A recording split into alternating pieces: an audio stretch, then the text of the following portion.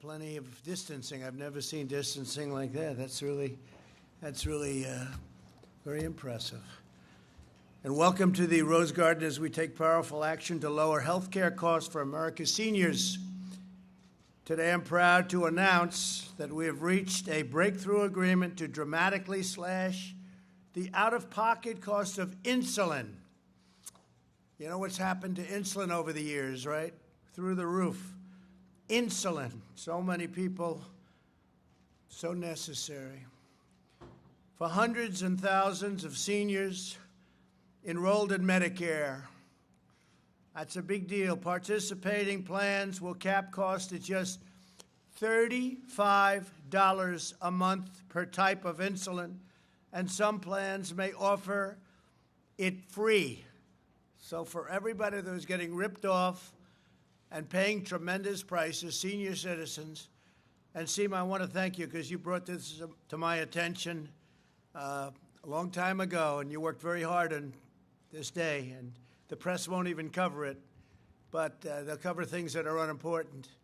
But this is a big day for seniors. This is a tremendous saving, and it allows people that, if you don't take insulin, I just wrote this down, go blind, stroke, amputation, kidney failure, and other things. So we're getting it down $35 per month, and it would be anywhere from $50 to $150 to over $200 a month. So it's a massive cut, I guess 60, 70%. Nobody's seen anything like this for a long time. Sleepy Joe can't do this, that I can tell you. In fact, it was his problem with Obamacare that caused part of your problem. This will save impacted Americans an average of minimum $446 just on insulin costs a year. We're pleased to be joined by Vice President Mike Pence and Surgeon General Jerome Adams. I also want to thank Seema again. Thank you very much for the job you've done, helping achieve the incredible victory for Medicare patients nationwide. In the past, Obamacare prevented insurance providers from competing to offer lower costs for seniors. There was no competition, there was no anything, and they ran away with what took place, and the seniors were horribly hurt. Many people couldn't take insulin, they couldn't even think about it. As a result, Medicare beneficiaries with prescription drug coverage paid an average of $675 for a year's supply of insulin, and sometimes as high as $1,500. Harmful laws also meant that seniors often paid a different amount almost every single month. They had no idea what they were paying. They were billed. Every month they were billed a different amount, and it was a massive amount. 1 in every 3 seniors on Medicare has diabetes, and over 3.3 million beneficiaries use at least one type of insulin. Over the past 10 years, these seniors have seen their out-of-pocket costs for this life-saving treatment almost double. I don't use insulin. Should I be? Huh? I never thought about it. But I know a lot of people are very badly affected, right? Unbelievable. That's why my administration acted decisively. We slashed Obamacare's crippling requirements and opened up competition like they've never seen before. They've never seen competition like this. Between transparency and all of the other things we're doing, nobody's ever had a competitive situation created like we've done it, and the prices you will see very soon, they're going to come tumbling down. Then we brought all the parties to the table, insurers, manufacturers, and other key players, and reached an agreement to deliver insulin at stable and drastically lower out-of-pocket costs for our seniors. I hope the seniors are going to remember it, because Biden is the one that put us into the jam because they didn't know what they were doing. They were incompetent. Soon, nearly half of all eligible Part D and Medicare Advantage prescription drug plans will offer this low-cost option. And when you say low-cost, you're really talking low-cost, giving seniors the freedom and choice to pick the plan that's right for them. Nothing will ever stop me from fulfilling my solemn duty to America's seniors. I'll use every power at my disposal to lower drug prices, and my administration will always protect Medicare and Social Security. And by the way, pre-existing conditions. And we got rid of the individual mandate, which is a disaster. The worst part of Obamacare was the individual mandate. When we got rid of the individual mandate, essentially we got rid of Obamacare, if you want to know the truth. You can say that in the truest form. But we got rid of a horrible, horrible condition called the individual mandate. But we'll always protect you on pre-existing conditions, much more so than the Democrats. Here with us today is Bruce Broussard, President and CEO of a big, powerful healthcare company, Humana. And I'd like to have Bruce come up and say a few words, please. Bruce, thank you. That's a big company. Look how young he is, too. That's very young to be running such a big company. Well, thank you very much, Mr. President. Thank you, Bruce. Well, I speak on behalf of our 50,000 teammates that work at Humana, that we are thankful of being here and honored. The demo that you were describing just recently is an example of the strength of public-private partnerships and dealing with large issues such as the affordability of prescription drugs. And insulin is by far the one that is used the most. Another great example of that is the response to COVID and the crisis. And I think about one of our customers, Gwen, that just recently we served, that was blind, did not have access to food. No one could support her because no one was in the vicinity to help her. And in addition, didn't have access to her prescriptions. And through a strong private-public partnership, we were able to offer her food and prescriptions delivered to her home. So I want to thank the administration for continuing to pick on large issues like this and bringing in the private enterprise to assist in that. So thank you, Seema, and everything you've done. So thank you. What a job you've done, too. Really an amazing job. And thank you. You're also in the right business, right? Well, if we can help any senior, we're always in the right business. That's good. That's good. Oh, you've really helped, and we appreciate it very much. Thank you, Bruce. We're also joined by Tracy Brown, the CEO of American Diabetes Association, and a lot of bad things can happen without insulin in terms of diabetes and other things. Please, Tracy. Thank you very much. Hi, Tracy. Thank you, Mr. President. Thank you, Administrator Verma, for making this afternoon one that we can focus on the 34 million Americans, like myself, who's living with diabetes, 7 million of which need insulin to live. 25% of these individuals have told us that they ration or skip doses of their medicine because they simply cannot afford it. And so this effort, CMI, MMI demonstration project that brings together the government, industry, and public health advocacy from the American Diabetes Association is the right thing to do, and we're thrilled to take this challenge head on. Today, together, we are helping millions of seniors access insulin affordably. This is a very big deal. The American Diabetes Association is the nation's leading organization that fights for people living with diabetes, and we are committed to continue to partner to make sure every American, and especially our seniors, have access to the medicine that they need to live. So thank you, Mr. President, and thank you, Administrator Verma. So, Tracy, are you surprised at how much we've gotten the price down, to what extent, and to the level that we brought it down to? This is a very exciting day for people living with diabetes, and so any step to bring this lower is the good news. We know that we need to do more, but I'm so confident that together we are going to be able to help all people living with diabetes thrive. Good. Thank you very much. Appreciate it, Tracy. I'd like to also invite up David Ricks, Chairman and CEO of Eli Lilly and Company, a very big and a very great company. Please, there's another young guy. Thank you, Mr. Thank President. you very much, David. Pleasure to be here. Really an honor to be a part of this announcement to improve the lives of so many patients who live with diabetes. in our Part D program. For several years, Lilly's worked hard to improve insulin affordability, and this has been a missing piece that's now been filled in by the great collaboration from our plan companies like Bruce's who are here, Seema Verma, your administration, Vice President Pence, President Trump. Thank you for your leadership to make this happen. This is the kind of collaboration that solves real problems for people with serious issues like diabetes.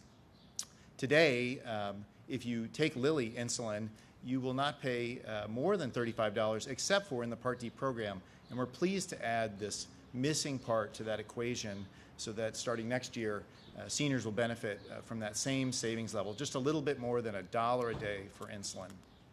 That same spirit of collaboration is also being applied to collaboration around COVID-19. And I think everyone's aware that there's thousands of scientists working in our industry, along with NIH and other experts, to speed around-the-clock new therapies for patients suffering from COVID-19 and to arrest and extinguish this pandemic. I've never been more proud to be a part of that effort as well, and this same spirit of collaboration is being applied in that incredibly important crisis as well. Together, by working together, I think we proved today we can solve long-term problems, and I hope I can come back someday and show that we've solved the immediate problem of COVID-19 working as an industry along with government. So thanks for having me here today. Good, and I think we will. Thank you very much. Thanks, David. Appreciate it. Really good job. I also want to thank the companies with us today for rising to the occasion in our fight against the invisible enemy. Humana and other insurers have agreed to waive copays, which is a very great thing to do. It's a big deal. Thank you very much. Coinsurance, deductibles, coronavirus treatments for most enrollees. I mean, what they did is really, people that aren't in the business or even in business, period, they wouldn't realize how big a thing that is, but it's a very big thing, and we appreciate it very much. Coronavirus treatment for most enrollees has been, we've been moving along, and we're doing well. We're going to be reporting on it in just a second. Sanofi is working at breakneck speed to create a vaccine. Eli Lilly has been developing therapeutics for coronavirus and expanding a free drive-through testing operations, and thank you all for the work. It's been great. We're battling the virus on every front, speeding relief to our workers and pursuing therapies and vaccines at record speed. We have many companies right now, I think we can say very far down the line on vaccines and therapeutics and cures, frankly. I think cures are going to be in there very shortly. Manufacturing vast quantities and medical equipment, supplies, all of the different things that you need. We've energized our military. Our military is ready logistically to go out and distribute whatever it is we come up with, and I think we're going to come up with a lot. I think we're going to have therapeutic remedies, and I think we're going to have vaccines very shortly. I've been saying it very shortly. I think I'll be proven correct. If I'm not, I'm sure the media will let us know about it. We're safely reopening our country while aggressively protecting the vulnerable, especially our seniors. We're telling our seniors to stay back a little bit, stay back, let this thing pass. We're not only keeping older Americans safe from the virus, we're also ensuring that they have the best medical care on earth at a price that they can afford. That's what happened with insulin. Nobody can believe it when they hear the price for the insulin. It's been an amazing difference, and Seema's going to be talking about that. That's not just like a 10% drop or a 5% drop, which by itself would be good. That's a big drop. That's a really big drop. We approved a record number of generics and reversed the trend of soaring drug prices for the first time in over 50 years. First time we've ever had prices go down. Average basic Part D premiums dropped 13.5%, the lowest level in 7 years. And we're going down very substantially from that level. It's going down very, very substantially, unless you have a new administration, in which case it'll go up very substantially. That I can guarantee you. They've been doing it to you for years. Average Medicare Advantage premiums have plummeted 28% to the lowest level in over a decade, and that's despite everything that's been happening, which would normally make things go up. And we have more than, 1,200 more Medicare Advantage plans today than we did, think of that, 2 years ago. So we have 1,200 more Medicare Advantage plans than we did 2 years ago. That's something. I signed an executive order to crack down on fraud in Medicare and to give beneficiaries faster access to the latest medical devices and therapies, and to take all of the fraud money, and we're finding a lot of it, all of that money that we're finding in fraud, and reduce prices. We provided nearly $1 billion in grants to support home-delivered meals and in-home care for elderly patients and disabled people during the pandemic. We expanded telehealth, which has really turned out to be a very hot subject, right? People that never thought about it, people that didn't like the idea, right, Tracy? They're loving telehealth. It's speedy and it's a lot less expensive. We expanded telehealth for Medicare beneficiaries, and the number of patients using it has increased from roughly 11,000 a week to nearly 1.3 million. So we went from 11,000 people to 1.3 million people a week. But very big, where you'll be seeing it, price transparency. Some people think it's bigger than health care. When you look at it, it's going to be bigger than health care.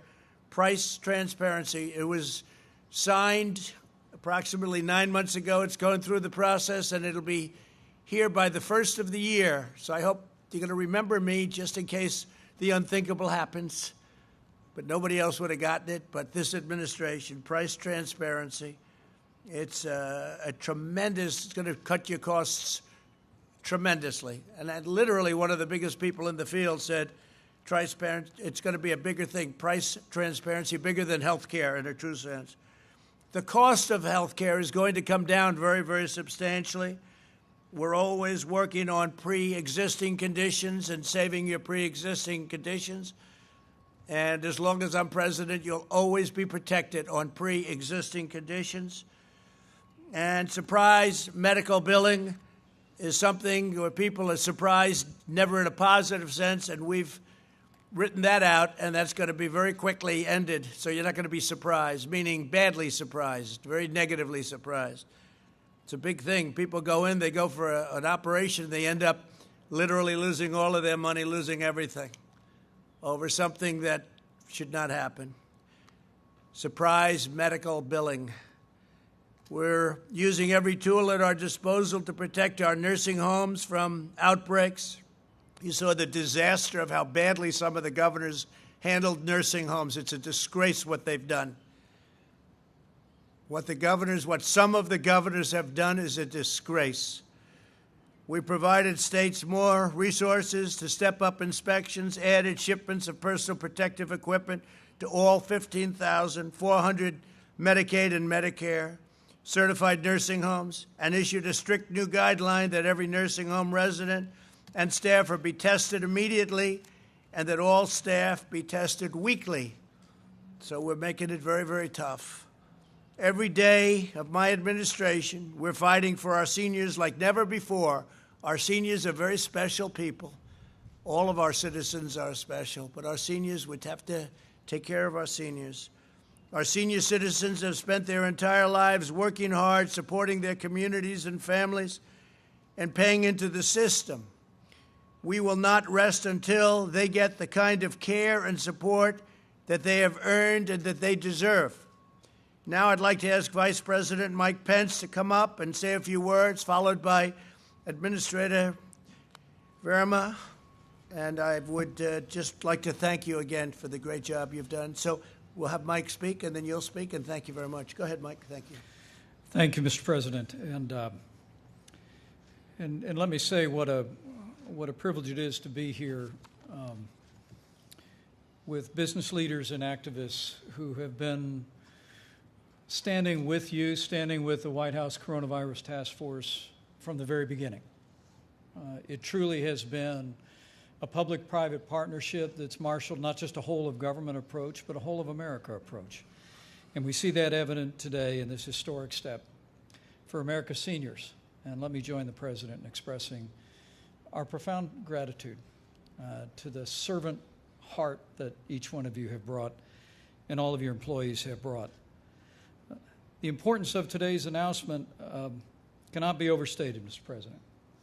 As you observed early on, we recognized that the coronavirus represented a particular threat to seniors with underlying health conditions, and diabetes being among them.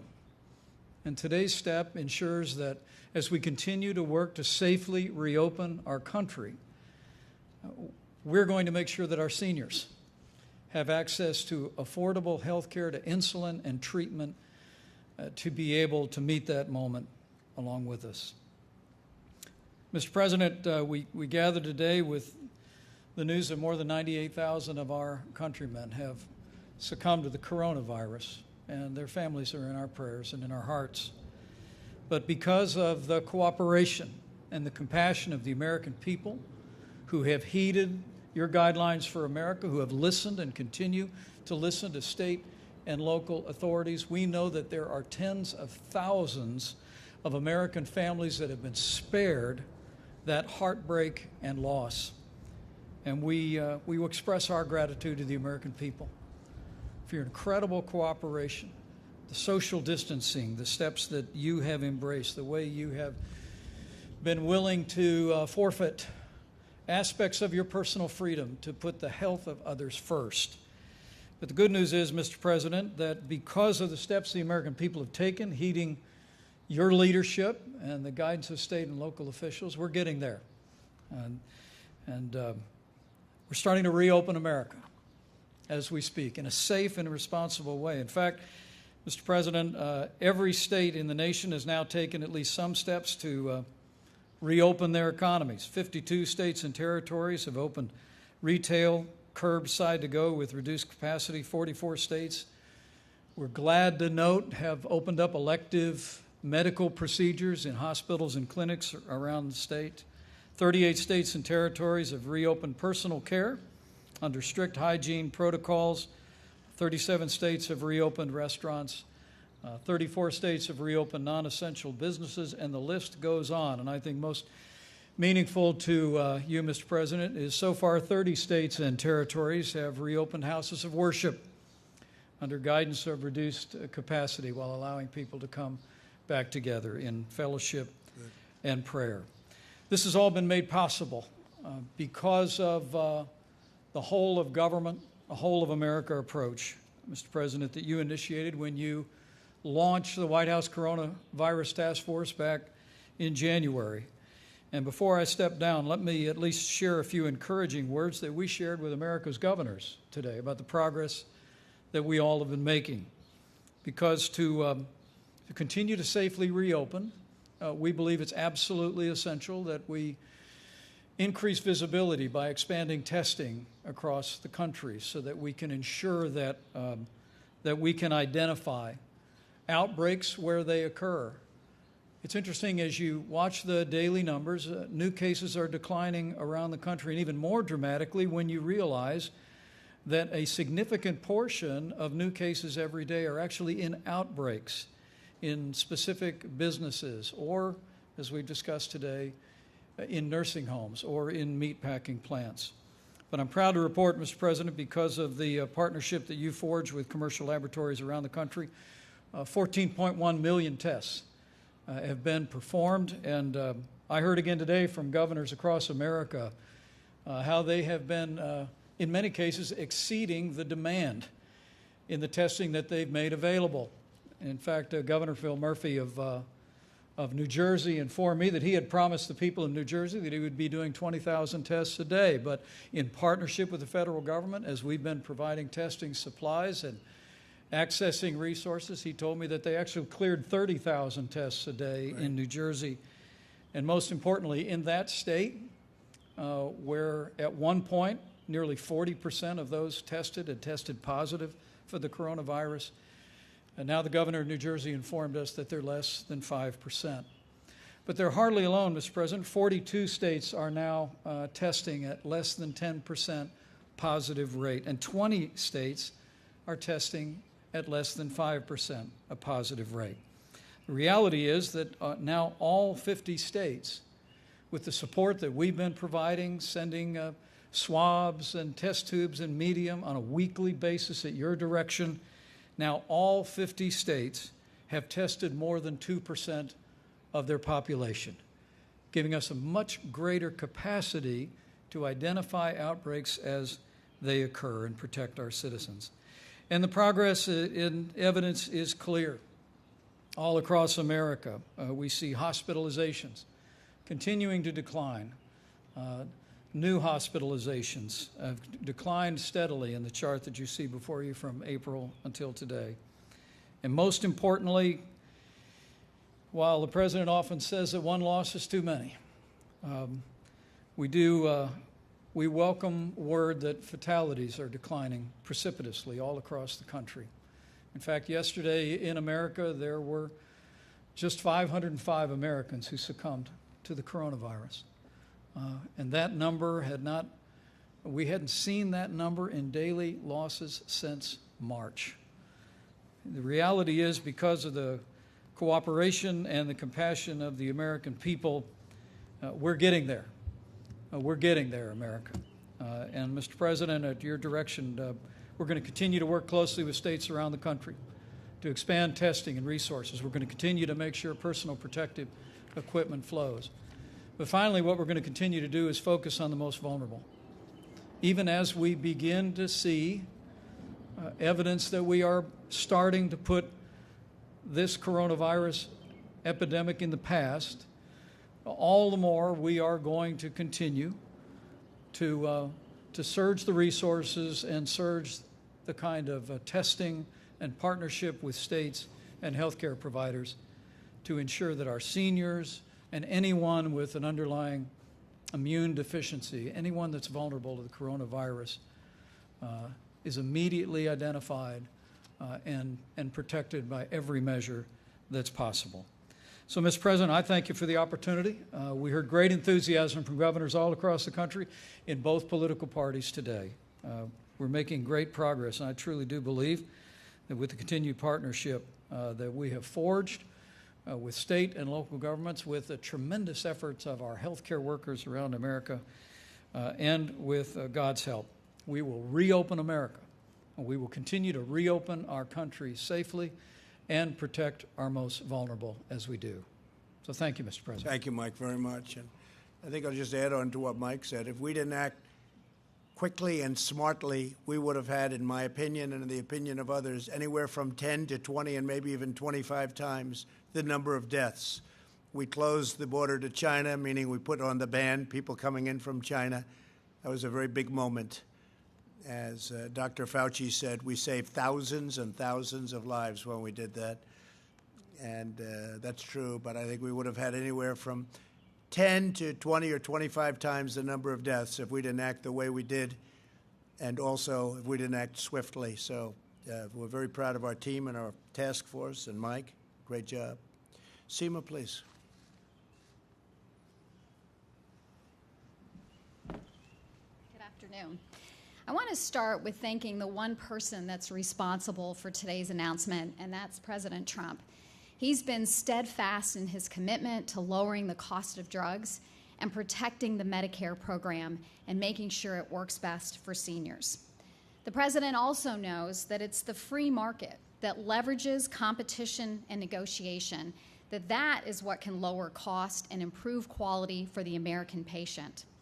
And because of that, we've been working to slash Medicare's anti-competitive regulations, and it's worked.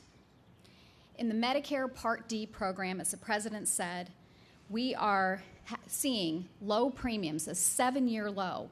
And in the Medicare Advantage program, we're seeing a 13-year low in premiums. So we're putting money back in the pockets of seniors.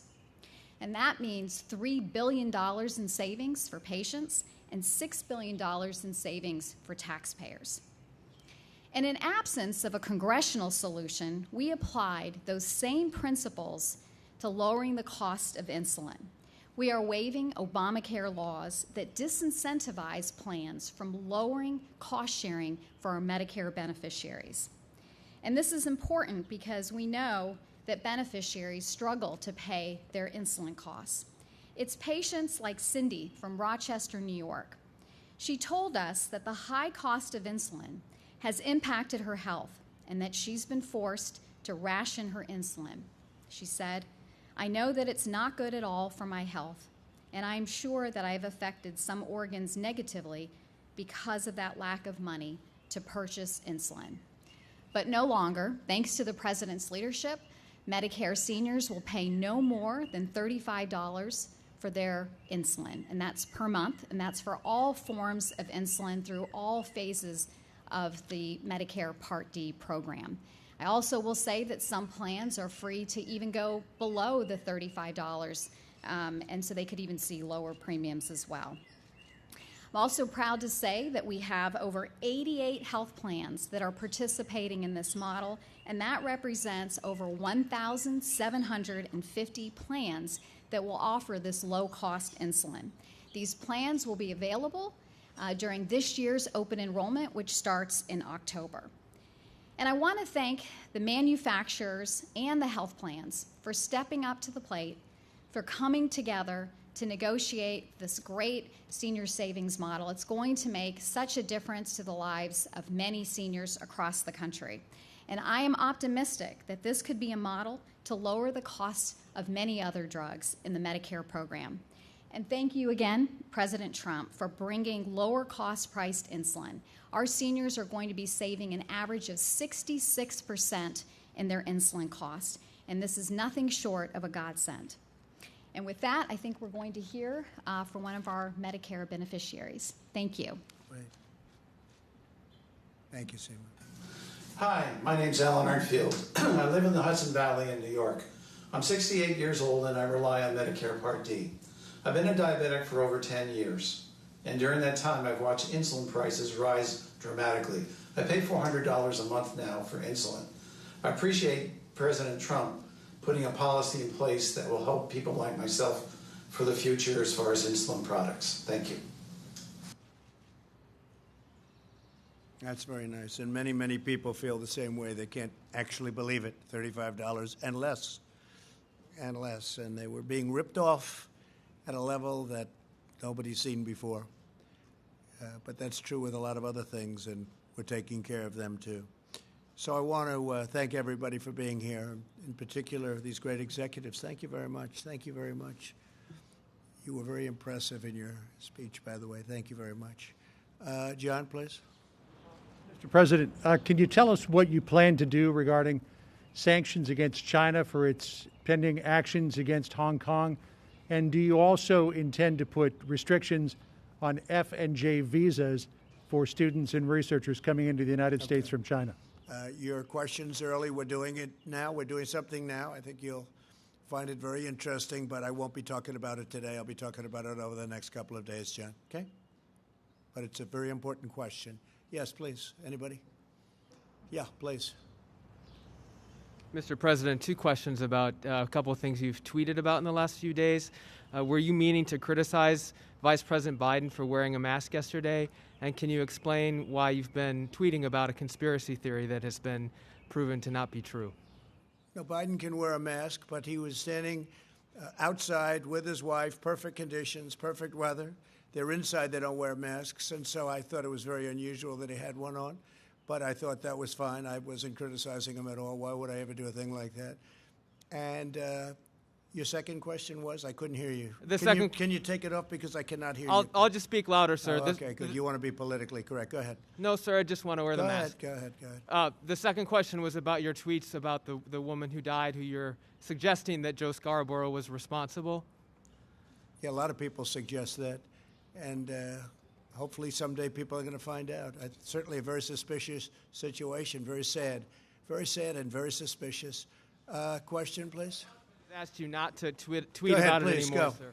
Mr. President, though, have you seen the letter that was written by her husband begging Twitter to delete your tweets, talking about how hard it's been for his family, for him to deal with that? But I'm sure that ultimately they want to get to the bottom of it, and it's a very serious situation.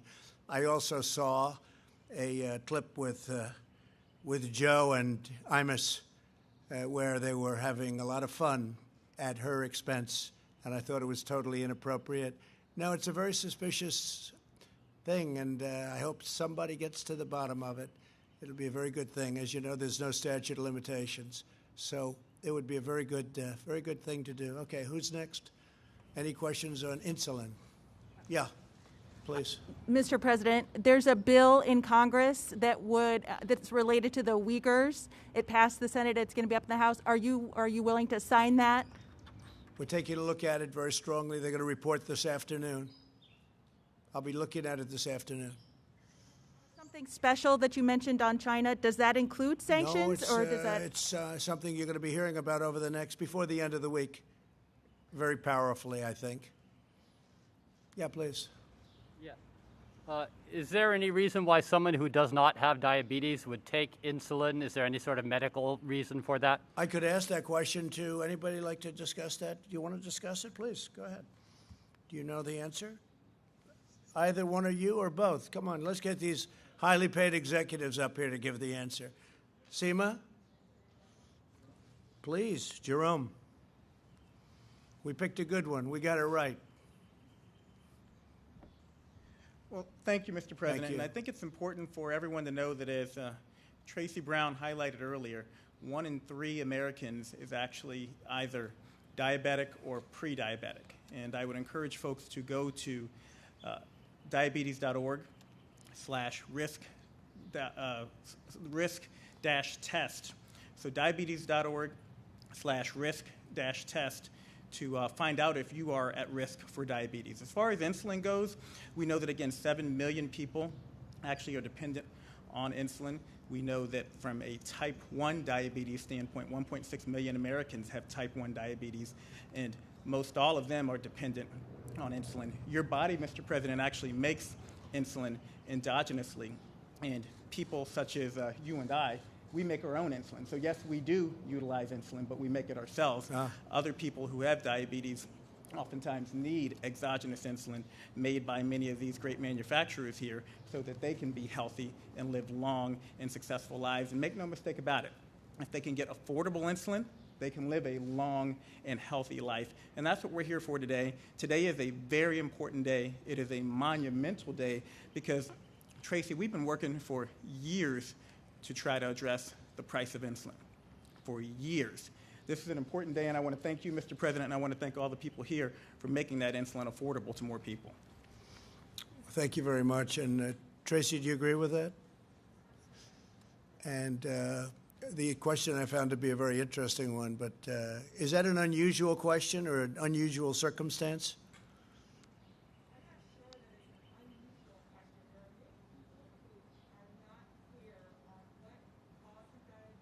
Right. Okay, good. I thought it was a very good question, actually. Please, go ahead. Thank you, Mr. President. We see in Europe slowly from one country to the other, they are opening their borders and letting people going from moving from one country to the other. Are you considering, for the good of the U.S. economy, are you considering lifting the flight ban from Europe in the next weeks? Well, we're just putting a ban on, as you know, going on immediately, essentially, almost immediately, to Brazil and from Brazil into our country. So from Brazil to the United States, they're having a very hard time in Brazil. We'll be doing certain announcements on other countries, including Europe, as we move along. And where they're making progress, we'll start to open it up, but only where they're making progress. They're making some good progress. I think we're making very good progress. We're making very good progress on the economy. The numbers are better than anybody would have anticipated. And certainly I think that's been reflected in the stock market, which had a very big day, and it's over 25,000. And when you think 25,000 is a very high number, when you think that it was at 29,000 and now it's at 25, that's a very big day. It's up very substantially over the last 6 months. So we had a very big day, but people are seeing what's happening. They're seeing there is a pent-up demand, as I was predicting, and you're going to see it more and more. We call it the transition to greatness, and it really is. We're going to have a third quarter that's going to be good. We're going to have a fourth quarter that has the potential to be really good, and we're going to have the best year, one of the best years we've ever had next year. That's what we see. Yeah, John, go ahead. Mr. President, is it your intention to bring American forces home from Afghanistan by Thanksgiving Day? And is the Pentagon drawing up plans to that effect? Well, I think everyone knows we're down to less than 8,000 troops. We're with leadership in many different fields and in many different parts of that country. We're dealing with the Taliban. We're dealing with the president. The president now has gotten themselves straightened out with the two presidents, but we're dealing with, because they had, as you know, they had competing factors and factions. Yeah, I think we want to get, we're there 19 years. We're really not acting as soldiers, we're acting as police. And we're not sent over there to be policemen, but we're there 19 years. And yeah, I think that's enough, and they understand. We're having very positive talks. We want to bring our soldiers back home. We want to bring them back home. And we're not only talking about there, we're talking about other countries also. We bring our soldiers back home. We can always go back if we have to. If we have to go back, and we'll go back raging. And there we'll go back as warriors, fighters. But right now we're policing, and we're not meant to be a police force. We're meant to be a fighting force. Is Thanksgiving Day the target? No, I have no target, but as soon as reasonable. Over a period of time, but as soon as reasonable. We're down to 7,000 some odd soldiers right now. And in Iraq, we're down to 4,000 soldiers. So we're making a lot of progress. In Syria, you remember, John, on the border, when I took the soldiers out of the border, everyone said, oh, that's so terrible. Well, I spoke to President Erdogan yesterday of Turkey. The border's been fine without us. They've been policing that border for 2,000 years. All of a sudden, we had thousands of soldiers there doing their work. For what? Guarding Syria and Turkey on a border, a very long border. No, we want our troops back home. We took them out. That was a year ago. I was criticized. Nothing happened, except they're watching their own borders now. We kept the oil, but at some point we'll take care of the Kurds with respect to the oil and get out. Yeah, please, go ahead. Mr. President, quickly, on your meeting with Governor Cuomo tomorrow. Yeah, he's coming in. Can you say what you're going to be discussing? Do you have a particular agenda? Do you think you'll discuss the Gateway project, the Hudson River I would Tunnel imagine project? we would, but he asked for the meeting, so we'll see what he wants. But he asked for the meeting. Governor Cuomo, and we'll be coming in sometime tomorrow. Yeah, please, go ahead. What can you tell us about the documents reportedly declassified by Rick Grinnell just before he stepped down as DNI? Are you prepared to release the transcript of the Flynn-Kislyak conversations? Yeah, I'd like to hear it, too. I mean, I'd like to hear it. The FBI, as you know, said that he didn't lie. And certainly the conversation, almost regardless, it was a good conversation. He was allowed to do it. And the Mueller people, who are have been proven very bad things they did. Very bad things. A lot of bad things are being found out about the hoax. Greatest hoax in the history of our country. And it was an illegal hoax and a very dangerous hoax. And a lot of bad things have been found out about Mueller and the gang. So I would like to hear that conversation. Yeah, I would like to hear it personally. So whatever they want me to do, I'll do. I think Rick Grinnell has done an incredible job. And things are happening now that I always knew this was the answer. This was an attempted coup by a bunch of dirty cops and others. These are dirty cops, dishonest slime bags. All right, yeah, question? Go ahead, Jeff. Thank you, sir. Mr. President, on Friday you announced that you wanted governors to reopen churches and synagogues and mosques, and you said you would overrule them if they declined to do so. Can you explain what authority you had in mind when you said that you would do that? I can absolutely do it if I want to, and I don't think I'm going to have to because it's starting to open up. We need our churches and our synagogues and our mosques. We want them open. Churches, synagogues, mosques, and other. We want them open, and we want them open as soon as possible. Now, I can tell you, I know a lot of pastors, a lot of rabbis, imams, and they want to take care of their people. They want to take care. They don't want anyone getting hurt or sick, and they're going to take care of their people. We need these people. We need people that are going to be leading us in faith, and we're opening them up. And if I have to, I will override any governor that wants to play games. If they want to play games, that's okay, but we will win. And we have many different ways where I can override them. And if I have to, I'll do that. But we want our churches and our synagogues and our mosques, etc., we want them open. Now, there may be some areas, by the way, where the pastor or whoever may feel that it's not quite ready, and that's okay. That's okay, but let that be the choice of the congregation and the pastor. John, go ahead. Mr. President, how long will you give North Carolina Governor Roy Cooper to provide you with the information that you and the RNC are asking for before you decide to look elsewhere for a venue for the RNC convention in August? Well, as you know, we don't have much time because we have to know that if we're going to spend millions of dollars on an arena, we want to be in North Carolina. I love North Carolina. I won North Carolina. We just had two races that we won recently for Congress in North Carolina. Two very big races that the press didn't want to report on. If we would have lost them, it would have been the biggest story in political history. But we just won two races. It's a very important place to me. I love North Carolina. In fact, my son, Eric, and Laura named a baby Carolina and came from, I think, both, but she was born in North Carolina, as you know, Laura. So it's a very important place to me. But at the same time, and I think the people understand this, we have a governor that doesn't want to open up the state. And we have a date of August, in the end of August. And we have to know before we spend millions and millions of dollars on an arena to make it magnificent for the convention. And we have tremendous people. I mean, the economic development consequences are tremendous for the state. We have to know that when the people come down, they're going to have the doors open. Now, if the governor can't tell us very soon, unfortunately, we'll have no choice. This has nothing to do with us. This is between the governor and North Carolina and the people of North Carolina. But the people want it, and we'll have to see whether or not the governor. Now, he's a Democrat, and a lot of the Democrats, for political reasons, don't want to open up their states. So we'll see if that works, but I don't think it will. I'd love to have it in North Carolina. That was why I chose it, Charlotte. But we're going to see. We're going to see. And at the end, we need a fast decision from the governor. He's going to have to, because he's been acting very, very slowly and very suspiciously, but we'll find out. All right, question, please. So in terms of soon, are we talking a week, 2 weeks, a month? Yeah, I mean, we can't we're talking about a very short period of time. It's a massive expenditure, and we have to know, I would say within a week. That certainly we have to know. Now, if he can't do it, if he feels that he's not going to do it, all he has to do is tell us, and then we'll have to pick another location. And I will tell you, a lot of locations want it. But I picked North Carolina because I do love that state, and it would have been a perfect place for it, and it still would be.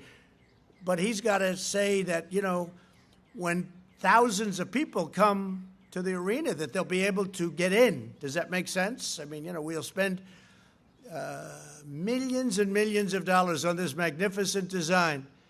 But in the end, they have to be able to get in. I don't want to have it where we get there and then they announce, after all the money was spent, all the work was done, all the people travel in, guess what? You can't put anybody in the arena, or you can put a tiny number of people in the arena. We can't do that, John. Yeah. Please, go ahead. There are now still more than a dozen states in this country where case numbers are rising. So why is it suspicious if a governor says, look, we don't want to move that quickly. We still think we need to shut down? Oh, I think it's fine. They have to do it. Look, the governors in certain ways have to do what they want to do, but they have to tell me what they're doing. And when it comes to churches, et cetera, they will be overridden by me. When it comes to other things, and, many other things, they won't. If I think something's being done incorrectly or wrong, I'm going to do it. But you have different governors, and they have very different views on where they are and where they're going. So we'll see what happens. Please, go ahead. I'm sure you saw the images from over the weekend of people out on Memorial Day weekend. They were crowding pools, crowding boardwalks. Do you have any message for those people? Yeah, always be safe. You want to be safe. We're opening up, but you want to be safe. Go ahead, please. Thank you. About mail-in voting, you've been speaking out against that a lot. You mean mail-in voting? Yeah, you've been speaking a lot about that. Yeah. Why should somebody who is afraid of getting coronavirus, going to public places, standing in a line, etc., why should they Why should they not be allowed to do mail-in? Well, that's going to be in a long time from now. Number one, it's quite a ways away. Number one, but when you do all mail-in voting ballots, you're asking for fraud. People steal them out of mailboxes. People print them, and then they sign them, and they give them in. And the people don't even know where they're double counted. People take them away. They force people to vote. They harvest. You know what harvesting is? They take many, many ballots, and they put them all together, and then they just dump them, and nobody has any idea whether they're crooked or not. Look, you do mail-in voting. Now, it's another thing to do absentee voting. Or if somebody has a medical condition where they go through a process and they get an absentee ballot, that's okay, that's different. But in California, the governor sent, is sending millions of ballots all over the state, millions, to anybody, to anybody. People that aren't citizens, illegals, anybody that walks in California is going to get a ballot. We're not going to destroy this country by allowing things like that to happen. We're not destroying our country. This has more to do with fairness and honesty and really our country itself. Because when that starts happening, you don't have a fair, you have a rigged system. You have a rigged system, and that's what would happen. So mail-in ballots, and the governor of California did better than I could ever do in terms of explaining.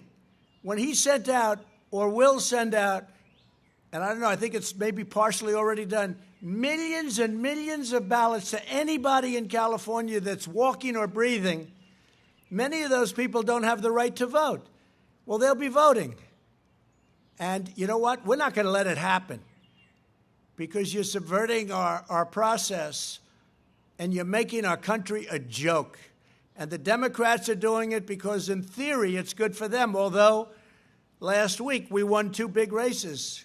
We won in Wisconsin and one in California. California 25. We won a tremendous race in California. That was interesting because at the end of the race they brought in the Democrats, Democrat governor, same governor, he brought in voting booths, not mail-in voting booths, because they were losing. They saw that through the ballots. But no, you can't do that. You can't do the mail-in ballots because you're going to have tremendous fraud. And remember what I said. They'll be grabbing them from mailboxes. They'll even be printing them. They'll use the same paper, the same machines, and they'll be printing ballots illegally. And they'll be sending them in by the hundreds of thousands, and nobody's going to know the difference. We can't do that. You want to vote, you really have to. Absentee is okay. You're sick. You're away. As an example, I have to do an absentee because I'm voting in Florida, and I happen to be president. I live in that very beautiful house over there that's painted white. So that's okay. And it's okay for people that are sick and they can't get up, something. But voting is a great honor. It's a great honor. And people love to go out and vote. And I want to keep it that way. And if we don't keep it that way, we'll have nothing but a rigged system in this country. We can't do that. Thank you very much, everybody. Thank you.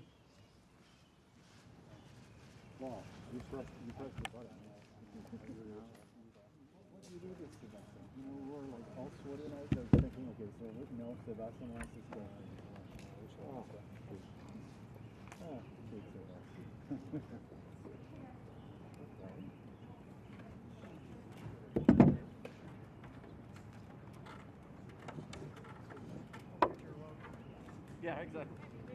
It's up to my mug. I was trying to advertise.